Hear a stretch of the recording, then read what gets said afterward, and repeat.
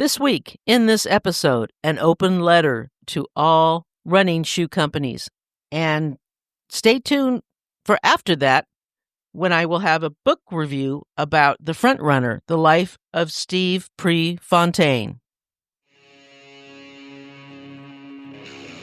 Welcome to Martha Runs the World, a podcast with a new take on running, fitness, and all things health-oriented. I'm Martha Hughes, your host, and each week I present a new topic that is of interest to all runners. Hi, and welcome to episode 345 of Martha Runs the World. It's a little different episode today.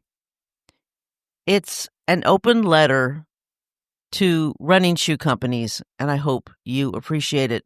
First off, thank you so much for joining me each and every week. I truly, truly appreciate it. Dear running shoe companies, I hope you are all settled in, have something to drink, in a comfy chair, and ready to spend some time listening to one of your customers. I think I can speak for many of us when I say we have a lot on our minds. I know you don't know who I am. I'm one of millions of runners, but I thought that the subject of running shoes, the topic of this letter, was important enough to address it to all of you in one letter. A couple of you might even know my debit card number, as I've spent quite a lot of money with you over the years. Since I've been buying running shoes for about 40 years, I thought I was qualified enough to address some concerns, and let me be honest here, some gripes I have with you all. But first, I'm going to start on a positive note. I want to thank you for the many years helping me on my running journey. Running shoes are incredible, and yes, you do a great job supplying us with them. When I find the right shoe, it's magic. It truly is, and that part is terrific. The employees at running shoe stores I've met who have assisted me over the years have always been great. I have no qualms with them at all. This is not about them. No, this letter is for the running shoe companies exclusively. I realize you may think I'm sideswiping you, but let's face it, we runners are your customers, and sometimes I think you take us for granted. Shoe companies seem to always look over the horizon for new customers, so much so that you don't spend much time at all thinking about or caring about those of us loyal ones. After all, we're the ones who are going to keep giving you our money year after year, mile after mile. A new customer may stay with you, then again they may not, but a customer who has bought a few pairs of your shoes is much more likely to buy more, don't you think?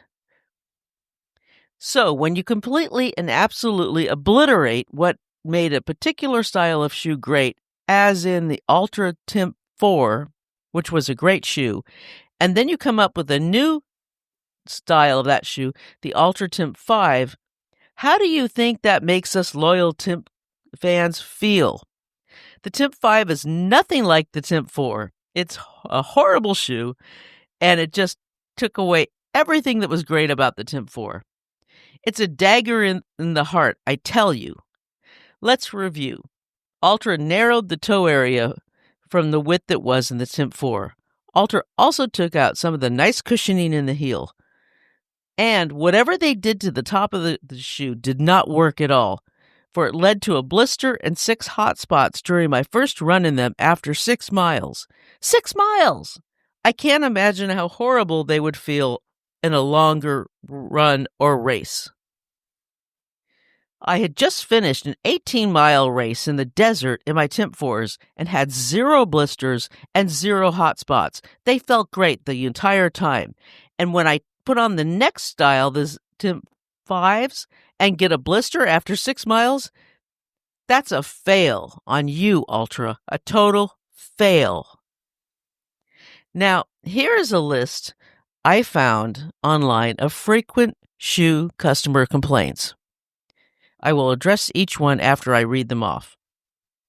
Frequent model updates and planned obsolescence. Many runners find it frustrating when companies constantly update their popular models, sometimes making significant changes that alter the feel or fit of a shoe that a runner has come to rely on. There's speculation that some companies design shoes with a limited lifespan to encourage frequent replacements, potentially contributing to environmental waste. Some racing shoes are even marketed with a remarkably shoe expected lifespan of around 60 miles.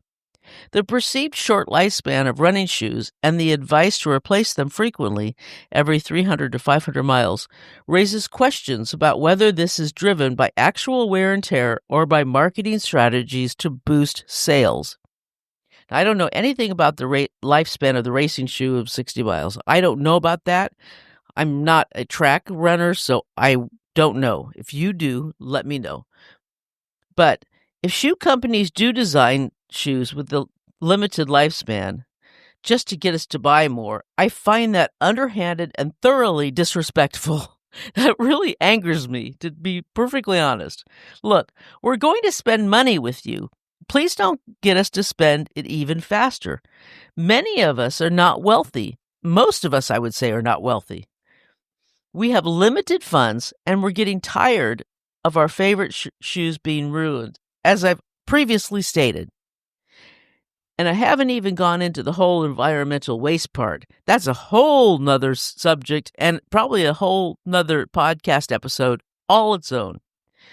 Many of you shoe companies love to preach about saving the planet, but what part of saving the planet when your shoes don't last as long as they should is that? How are you saving the planet by making crappy shoes? I'm serious here, really. Do tell me, please. I'm waiting. Marketing hype and questionable claims. Running shoe advertising can sometimes feel over the top, with claims about advanced technology and performance benefits that some runners find questionable or exaggerated. The emphasis on features like carbon fiber plates or specific foam compounds without clear explanations or their effectiveness for all runners can be frustrating. Well, we all know those $300 carbon fiber plated shoes are for the most part a ripoff, right? Right? I hope we all know that. Unless you're an elite runner or nearly as fast as one, it won't help you in the least. Of course, they don't tell you that part. They just want your money. Don't fall for it. Unless you're super fast, don't spend $300 on a pair of shoes that won't give you any help at all. Get the right shoes for your needs. If you're a mid-pack or back-of-the-pack runner, don't buy those shoes. And at the very worst, those kind of shoes can alter your gait so bad you could get an injury from them. If you bought those shoes and you're a slow runner and you think you feel pain in your foot or your ankle or somewhere around there, it might be because you're wearing the wrong shoes. The running shoe companies never tell you that part, do they? Of course not. High prices. The rising cost of running shoes is a common point of contention. Factors contributing to the price include materials and technology, labor, well, I'll get into that part in a little bit, research and development, marketing, distribution, and the company's profit margin. Some argue that while advanced technology may benefit elite athletes, the high cost is not always justified for recreational runners who may not require the latest features. 99% of all shoes are made abroad. Why are they so expensive? Why do we runners pay $150 on up? Are they really paying their employees in Southeast Asia that much money? Really? I question that, especially Nike. Of course, I question everything Nike does. See my episode on Nike's downfall. Yes, please do. Comfort and fit issues. Runners emphasize the importance of comfort and a proper fit when selecting shoes. However, achieving this can be complicated due to varying foot shapes, pronation styles, and running gaits. Some specialized running stores use gait analysis and filming to recommend shoes based on ankle stability, but some runners are skeptical of these methods and whether they truly offer a medical benefit or simply lead to higher priced shoes. Well, this I may not agree with because I still use the old style of gait and pronation to get the right shoe fit. It works for me. May not work for everybody, though, and to fit everyone into a category of saying, well, you either pronate or you don't, and this works for you and this doesn't work for you. You have to find what does work for you and what doesn't work for you. Few runners don't even wear shoes, they wear sandals, so they're more of a minimalist barefoot runner. That may not even fit them at all. It really depends on what you need as a runner. And running shoes like to fit everybody into neat little boxes so that they can sell them shoes. All they are there to do is to sell shoes. And they want to sell the most shoes, so the best way to do that is to fit you in a little box. I think that some runners maybe they don't fit those, so they don't think that any runners fit those. And we're all an individual runner. None of us are the same.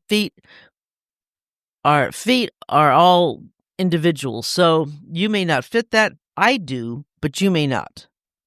I like my neutral shoes, and they work. However, I like a wide toe area. That's why I go with Topo Athletics, because they have that nice wide toe area. Altra seems to be narrowing that, so I'm not going to buy them anymore until they realize that their faithful customers still want that wide toe area. We don't want it narrowed. But they don't want us anymore. They don't want their faithful customers. They want new customers, and they're shoving us out the door. So, okay, you do you, Ultra. We'll do us. Lack of transparency. Runners express a desire for more transparency regarding the materials used in running shoe construction, particularly in the midsole foams.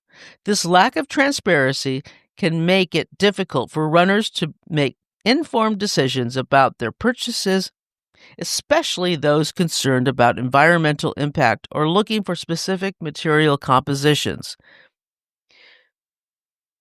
Yeah, if you're really concerned about things like the environment or where your shoe is made or how the employees making those shoes are treated, the running shoe company is not the best places to invest in or to seek out, because they're not going to tell you. So it's really hard to find information. Many runners are concerned with not only what the shoes are made of, but who makes them. So how are you going to find out with what's made in the shoes, where the materials come from? Are they mined or are they created in a lab? And from what are they created?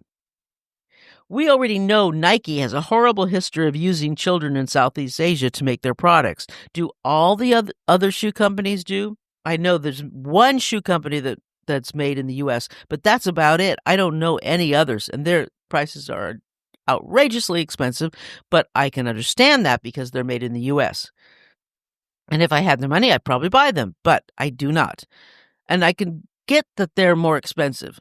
I get that, but there is no transparency in the running shoe company world, really. There really isn't, and I'm sure Nike's not going to tell you what they're made of, and neither is any of the others, or where they're made. No one's going to tell you that. I mean, none of these big manufacturers tell you. Phone companies don't tell you. Car companies don't tell you. I mean, they kind of do, but car companies are a little bit more transparent than phone companies or running shoe companies, for example. But a lot of manufacturers will not tell you where their stuff is made. And that's a concern to me. Customer service problems. Some runners have experienced frustrating customer service interactions, including delays in orders, difficulties with refunds, and poor communication. Now, I have not had that problem. Even with Ultra, I did not have the problem. They were always really good about that. And Topo Athletics was really, really good. I just bought a pair of shoes with them. Not my first pair with them, probably my third pair. And I had them delivered to work. And I got those shoes. I got them in like 4 days, right? Delivered right to work. Boom. Got them right when they said they were going to be delivered. It was a very nice, great transactions. They fit perfectly. Wonderful shoes, exactly what they said they were going to be. So I haven't had any problems, but I have heard that there have been problems, and there's horror stories that the people have to go through. So that's something that needs to be worked on. Elitism and artificial scarcity. This is something. Some companies are criticized for fostering an elitist atmosphere or for creating artificial scarcity through limited releases and collaborations, making it difficult to acquire certain coveted shoes. This practice can inflate prices on the resale market and lead to frustration for runners who simply want to buy a particular model for running, according to Complex. Now, this is something that is going on right now.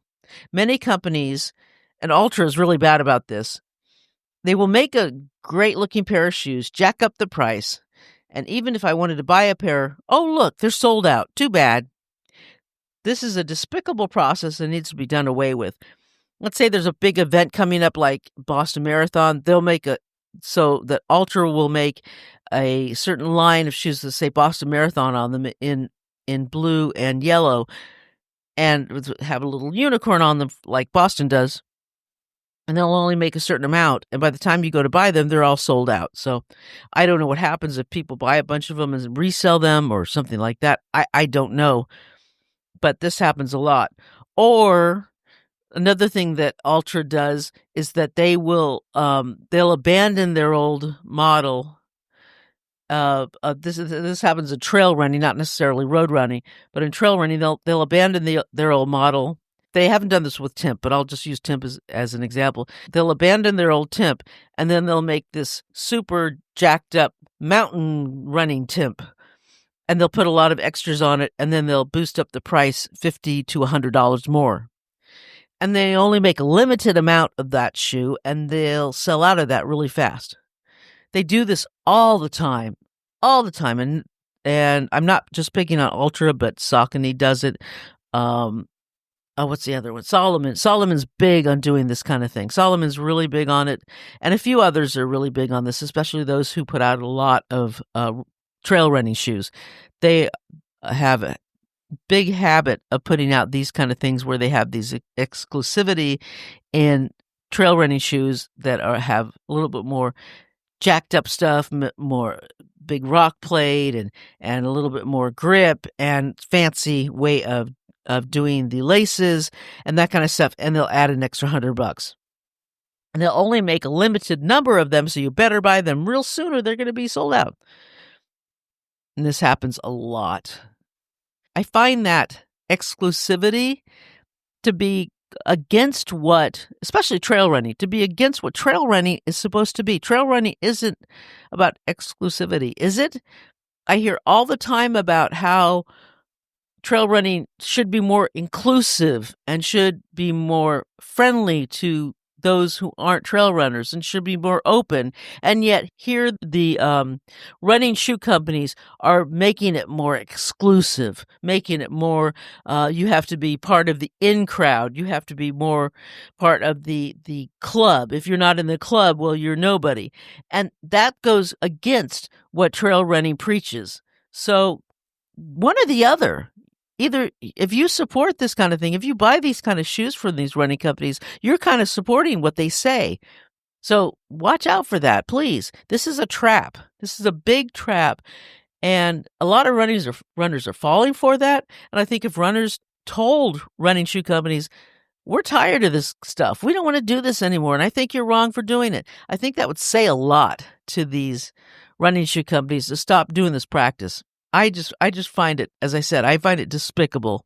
And I just think this is a bad practice, in my opinion. I know it works. I know it sells shoes, and that's why they do it. But I think runners, and especially trail runners are not dumb. They're very, very smart people. And I think instead of just looking, oh, look, this is a cool new shoe. This looks really cool. I got to buy it. Stop. Think. Why are they doing this to you? Why are they putting the shoe out and making it look so neat and exclusive? Because they want your money. This is all about money, people. Money, money, money. So just be careful about this and maybe pass on it. You don't need a new shoe. I mean, maybe you do need new shoes, but think about it. Do you really need that new shoe? Do you need that new shoe so much you're willing to bend your morals a little bit for it? Just asking. Just asking. Okay.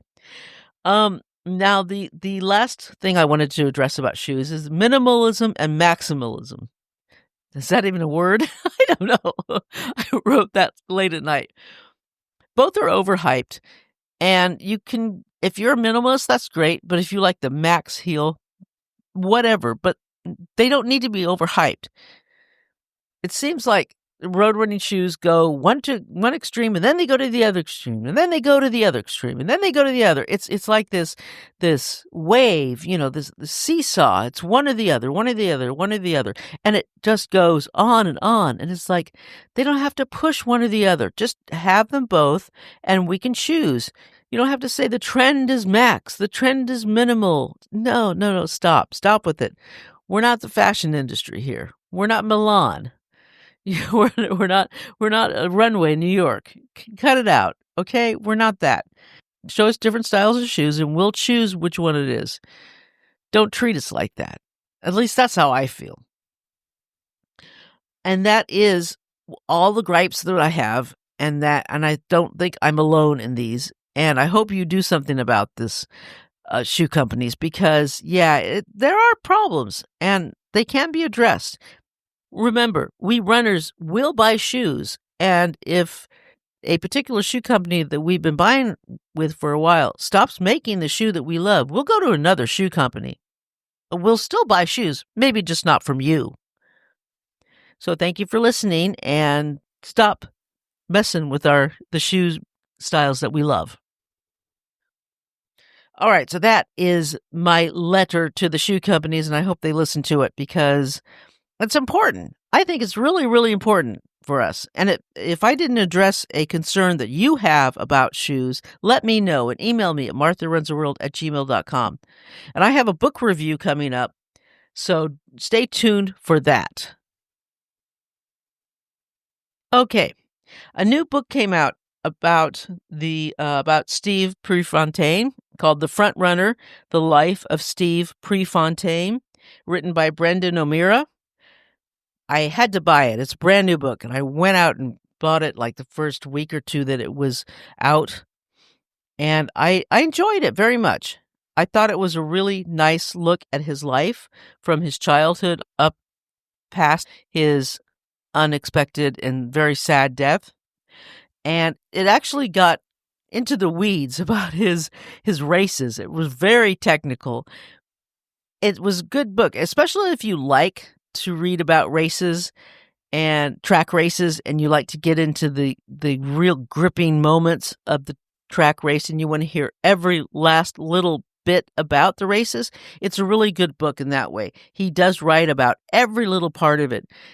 It actually gave a lot more information than I could have ever asked for about it, and that was kind of cool. I like that. He talks about some of the other runners, Frank Shorter, and a few other people in Pre's life, which was really cool.